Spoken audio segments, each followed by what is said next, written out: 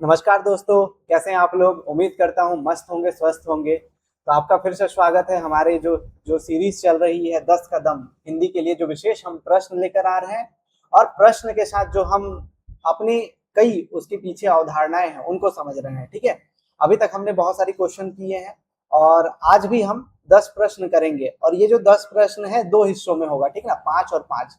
ये जो मुद्दा होगा आज जो हम पढ़ेंगे वो वर्ण विचार से संबंधित होगा, जिसमें स्वर और व्यंजन से संबंधित प्रश्न होंगे।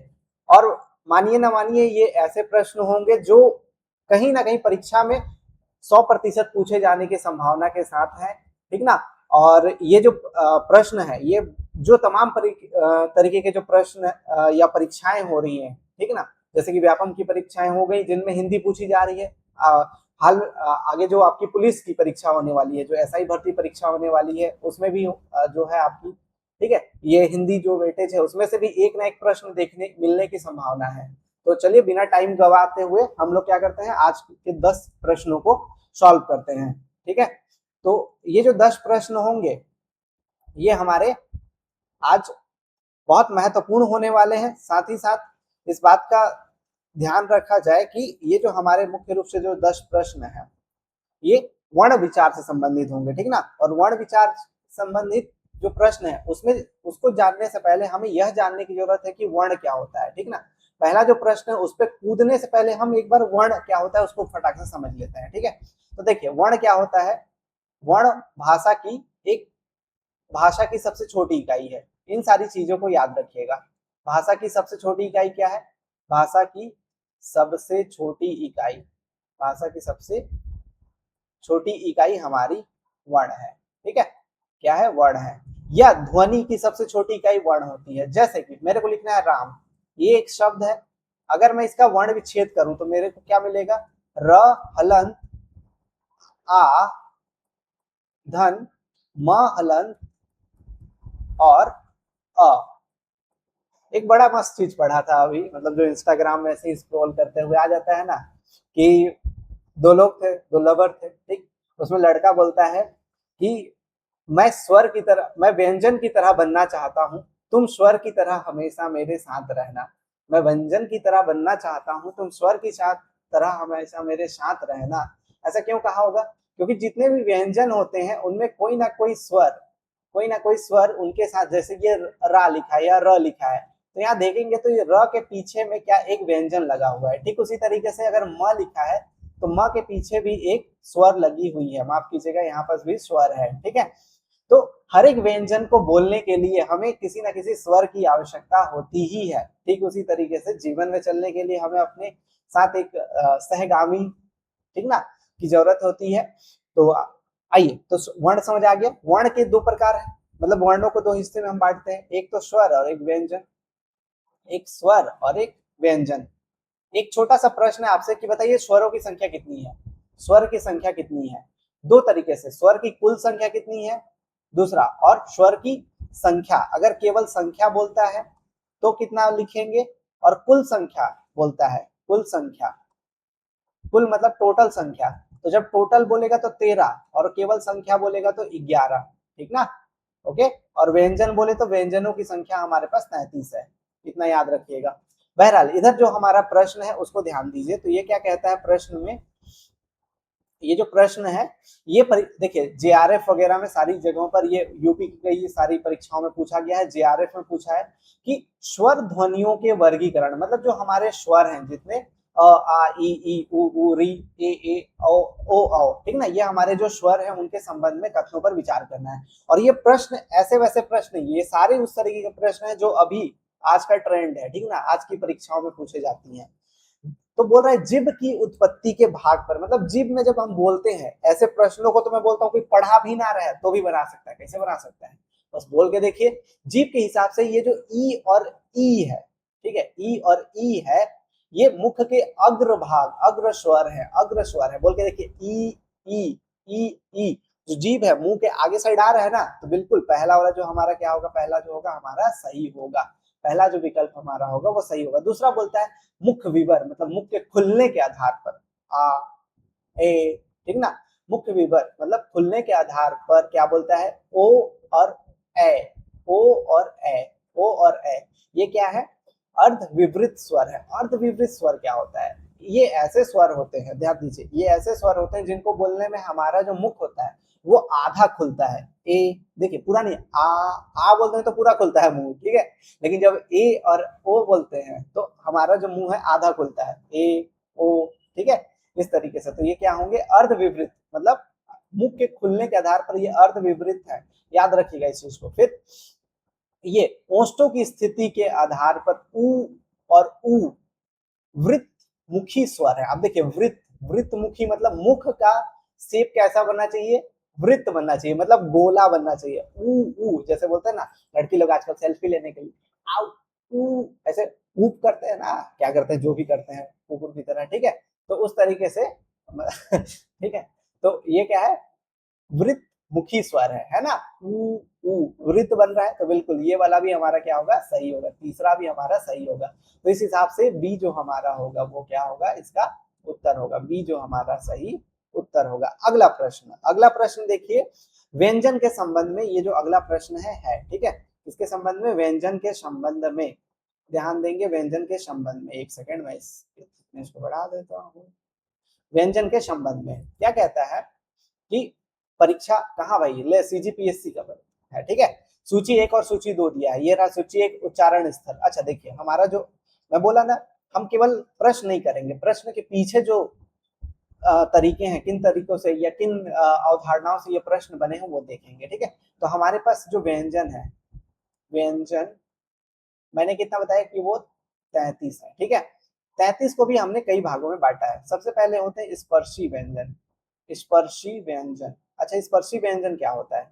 स्पर्शी व्यंजन वे व्यंजन होते हैं जिनको बोलने में हमारे मुख के अलग अलग हिस्से का टच होता है। किससे? जीभ से टच होता है, ठीक है। स्पर्शी व्यंजन की संख्या कितनी है? 25 है। स्पर्शी व्यंजन 25 है, ठीक। इन्हीं स्पर्शी व्यंजन के संबंध में यहाँ पर प्रश्न पूछा गया है कि जैसे सबसे पहला हमारे पास कुछ वर्ग हैं, जैसे क है, ख है, ग है, घ है, अंगा है, ठीक है।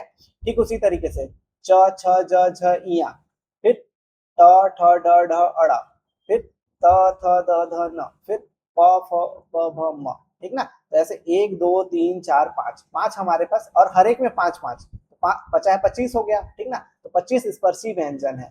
इनका उच्चारण स्थल, जैसे क वाले जो ग्रुप है इसको हम लोग कंठ से, कहाँ से उच्चारित करते हैं? कंठ से उच्चारित करते हैं। ठीक उसी तरीके से जो च वर्ग है, च वर्ग कंठ, फिर तालव है, मतलब तालु से इसका उच्चारण करते हैं, ठीक है। कहाँ से उच्चारण करते हैं? तालु से उच्चारण करते हैं। फिर ट वाला जो ग्रुप है, देखिए कंठ तालव्य, फिर इसका मूर्धा, मूर्धा, ठीक ना, मूर्धा, मतलब कि मूर्धा क्या होता है? हमारा जो कंठ है, कंठ का आगे का हिस्सा, और ये जो दांत है, दांत के पीछे का हिस्सा है, ऐसा करते हैं ना, खुरदुरा हिस्सा है दांत के जस्ट पीछे में, उसको बोलते हैं हम लोग मूर्धा, ठीक। तो इसको मूर्धन्य व्यंजन या मूर्धा, मूर्धा व्यंजन भी कहते हैं। ये जो त है, त वर्ग, इसको तो दांत का उपयोग होता है, इसलिए इसको दंत, दंत, दंत व्यंजन कहते हैं, ठीक ना। और हमारा जो प वर्ग है, प वाले जितने वर्ग हैं इनको बोलने में हमारे होठों का उपयोग होता है, इसलिए इसको ओष्ठ व्यंजन कहते हैं। क्या कहते हैं? ओष्ठ व्यंजन या ओष्ठ, ठीक। तो अब मिलाते हैं फटाफट। जैसे पहला लिखा है यहाँ पास कंठ है, पहले क्या लिखा है? पेन का कलर चेंज कर लेते हैं, जस्ट अ सेकेंड। तो पहला जो हमारा लिखा है, देखिए पहला क्या लिखा है कि कंठ तालव्य, मतलब कंठ और तालु दोनों का उपयोग होता हो। कंठ तालव्य स्वरों में भी ध्यान रखिएगा, दो सबका ध्यान मत रखिएगा, कुछ का ध्यान रखिए। जैसे ए और ए, बार बार इनसे प्रश्न पूछता है, और ओ और औ, इनका उच्चारण स्थल क्या है? तो ए और ए का उच्चारण स्थल जो है हमारा कंठ है और तालु, दो चीजें इसमें उपयोग होती है, एक तो कंठ और तालु, ये दोनों उपयोग होती हैं इनको बोलने में। और ठीक उसी तरीके से जो ओ और औ है, इसका उच्चारण करने में कंठ और ओष्ठ, कंठ और होठ या ओष्ठ का उपयोग होता है, ठीक ना। इतना एकदम याद रखिए, बोल रहा हूँ ना, परीक्षा में पूछने की बहुत ज्यादा संभावना है, आता ही रहता है। तो कंठ तालव्य वाला क्या हो जाएगा हमारा? ये हो जाएगा पहले का दूसरा। देखिए पहले का दूसरा इसमें है, इसमें है, तो बी होगा नहीं, सी होगा नहीं, मतलब ये दोनों में से कोई एक हो सकता है। दंतोष्ठ, अब दांत और ओष्ठ, होंठ का उपयोग होना चाहिए, ठीक है। दांत और ओष्ठ बताया था ना, एक तो कंठ ओष्ठ वाला, देखिए कंठ ओष्ठ आपको यहाँ मिल जाएगा, कंठोष्ठ ये हो जाएगा। तो सी का जो है 4 है, सी का 4 यहाँ है, यहाँ नहीं है, तो ये भी नहीं होगा, ये भी नहीं होगा, ये भी नहीं होगा, तो हमारा जो उत्तर होगा वो ए होगा। ठीक है, मिला लीजिए उसके हिसाब से। जो दूसरा है दंतोष्ठ, दंत और ओष्ठ, एक प्रश्न मंडी में पूछा था, देखिए मंडी साहिब परीक्षा जो हुआ था ना, उसमें मेरी 68वीं रैंक आई है, उसमें पूछा था। ठीक, इसके बाद ये जो डी है मूर्धन्य, मूर्धन्य जो अभी बता दिया, देखिए मूर्धन्य त वाला, ट ठ ड ढ अड़, ट ठ ड ढ अड़, ये ठीक ना। तो इस हिसाब से इसका जो सही उत्तर होगा वो ए होगा। अगला प्रश्न, जो हमारा तीसरा प्रश्न है उस पर ध्यान देंगे। जो तीसरा प्रश्न, ठीक है, ये रहा हमारा तीसरा प्रश्न। ठीक, तीसरा प्रश्न क्या बोलता है, नीचे दिए और कहाँ पूछा है, यूपीएससी सीटेट और स्टेट पीएससी परीक्षाओं में कई बार, और कथन और कारण वाला प्रश्न है। सबसे आधुनिक तरीके के जो प्रश्न आजकल सबका जो मति जिसमें भूला रहता है वो आधुनिक वाले प्रश्न है, ठीक ना। तो कथन और कारण, कथन क्या है, देखिए यहाँ पर कथन देखिए क्या बोलता है, प्रत्येक वर्ग का पहला, तीसरा और पांचवा वर्ण अल्प प्राण होता है। अच्छा समझते हैं पहले क्या बोलता है। जैसे व्यंजन को देखिए, क, ख, ग, घ, अंगा, दो चीज यहाँ पर बताऊंगा, ठीक ना। ये पहला वाला वर्ग हो गया, ये दूसरा वर्ग हो गया, ये तीसरा वर्ग हो गया, चौथा वर्ग हो गया, और ये पांचवा वर्ग हो गया। ठीक है, इस तरीके से ये हमारे ऐसे वर्ग बने हुए हैं, पहला, दूसरा, तीसरा, चौथा, पांचवा वर्ग। ठीक है, तो यहाँ ध्यान दीजिएगा कि जो हमारा पहला, तीसरा और पांचवा, ये पहला, तीसरा, पांचवा, इनको बोलने में हमारे मुख से बहुत कम हवा निकलती है, तो इसलिए इनमें अल्प हवा निकलने के कारण इनको अल्प प्राण बोलते हैं। अल्प प्राण का मतलब यहाँ जान नहीं है, मेरी प्राण, मेरी प्राण प्रिय, ये वाला प्राण नहीं है बाबू, ठीक है ना। तो ये जो अल्प प्राण, प्राण का मतलब यहाँ वायु है, प्राण का मतलब यहाँ वायु है, ठीक है। तो अल्प प्राण का मतलब पहला, तीसरा और पांचवा वाला होगा। और तो बचा क्या, ख और मतलब चौथा और दूसरा, इसको बोलते हैं महाप्राण, इसको बोलते हैं महाप्राण। क्यों महाप्राण, महा मतलब अधिक, ज्यादा, तो इसको बोलने में हमारे मुख से ज्यादा वायु का प्रवाह होता है। जैसे क ख, क ख बोल के देखिए, अपने आप पता चल जाएगा। हिंदी इतनी आधुनिक भाषा की पढ़ने की आधा तो जरूरत है ही नहीं, एक बार पढ़िए दिमाग में फंस जाएगा ये, ठीक है। तो इसलिए महाप्राण होगा। ठीक, तो पहला वाला जो है हमारा विकल्प सही है। दूसरा, अल्पप्राण ध्वनियों के उच्चारण मुख से वायु की सीमित मात्रा निकलती है और हकार जैसी ध्वनि नहीं होती, मतलब हकार मतलब खखारने वाला जो साउंड आता है ना, जैसे मतलब ज्यादा मुख से हवा निकलना, वो नहीं निकलती। बिल्कुल सही, यही तो बोलना चाह रहा है और इसको एक्सप्लेन भी कर रहा है। जो मैं समझाया कि अल्पप्राण क्यों कहते हैं, क्योंकि कम हवा निकलता है, तो इसलिए क्या हो जाएगा, इसका जो हो जाएगा पहला नंबर में देता है। देखिए मैं भी देख रहा था कि पहला ही वाला होगा, लेकिन इसका सही कहाँ दिया, सी नंबर में दिया, तो इसका सही उत्तर जो होगा वो होगा सी। ठीक है, आगे बढ़ते हैं। अगला प्रश्न, चौथा प्रश्न, बहुत अच्छा, बहुत अच्छा, प्यारा प्यारा चुम्बेश्वरी प्रश्न, एकदम लल्लन टॉप प्रश्न है। ठीक है, मजा आ जाएगा प्रश्न को देखकर। घोषत्व के हिसाब से प्रश्न को हमको बांटना है। कौन से प्रश्न, देखिए अब मैं फिर से बता रहा हूँ, क, ख, ग, घ, अंगा। ठीक है, ये हमारे पहला वर्ग, दूसरा, तीसरा, चौथा। एक तो नहीं समझ आता साला इतना काहे इसको बांटे हैं। एक तो प्राण के हिसाब से आपने देखा, ससुरा इसको क्या हो गया, ओड़ी बाबा, आपने प्राण के हिसाब से देखा, प्राण मतलब वायु के हिसाब से, कि वायु के हिसाब से एक तो था अल्प प्राण और दूसरा था महाप्राण। अल्प प्राण और महाप्राण, अल्प प्राण वाले में कौन सा था, पहला था अल्टरनेट, पहला, तीसरा, पांचवा, और महाप्राण में जो बचा दूसरा और चौथा।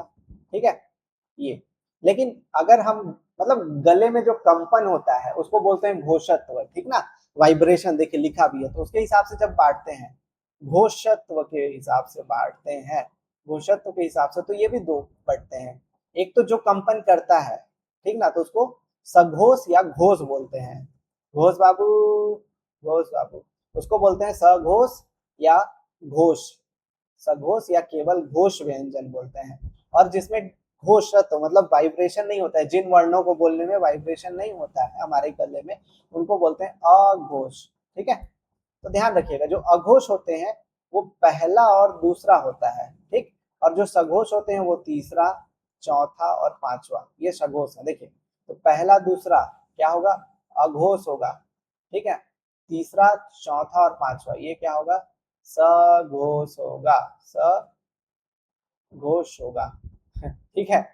देखिए यार, अभी हम लोग के पास इंफ्रास्ट्रक्चर नहीं है और संरचना नहीं है उतना ज्यादा, ठीक ना, तो अभी इसलिए आप लोग का सहयोग रहा, ठीक है। कमेंट और लाइक सब्सक्राइब अगर आप लोग को पसंद आ रहा है तो जरूर कीजिए, और अगर सब कुछ अच्छा रहा तो बहुत जल्दी हमारा भी एक स्मार्ट क्लास होगा, ठीक है, डिजिटल बोर्ड होगा साथ में।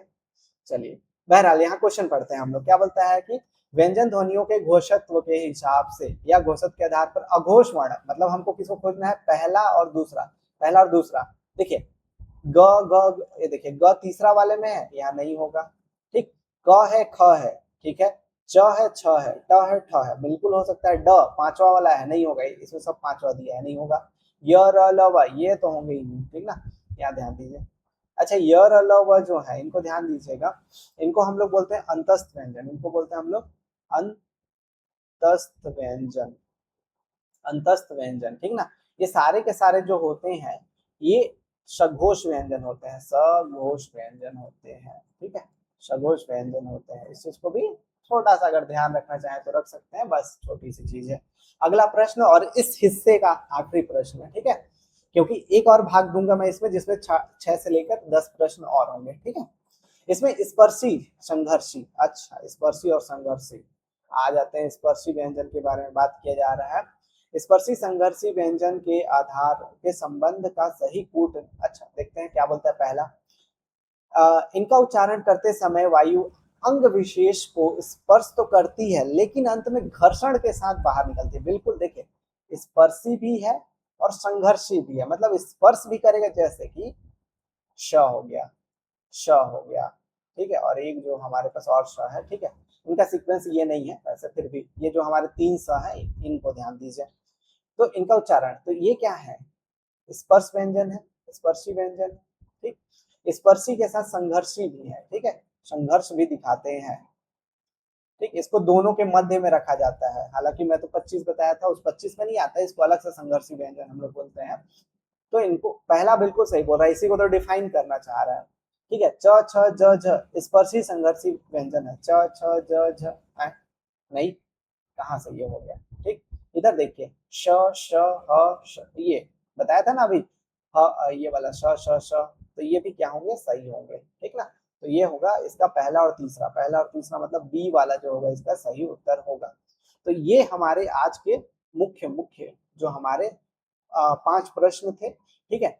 और आपका क्या बोलते हैं, फीडबैक बहुत जरूरी है, ठीक है। कैसा लग रहा है आपको वीडियो, ये जरूर बताइए। अगर स्पीड ज्यादा लगता है तो स्पीड को थोड़ा एक्स्ट्रा कर सकते हैं, बढ़ा भी सकते हैं, और इस हिसाब से आप देख सकते हैं। चलिए, बने रहिए, और हम लोग के साथ जुड़ने के लिए धन्यवाद। और इसका जो पीडीएफ है, एक सबसे इम्पोर्टेंट कि इस क्लास की जो पीडीएफ है और अन्य जो हमारे क्विज हैं, टेस्ट हैं, उन सारी चीजों को फ्री में अवेल करने के लिए आप हमारे टेलीग्राम में जुड़ सकते हैं, जिसका लिंक हमारे कमेंट बॉक्स में, साथ ही साथ हमारे चैनल में भी दिया हुआ है, ठीक है। धन्यवाद, मिलते हैं अगली क्लास में। नमस्ते, जय जोहार।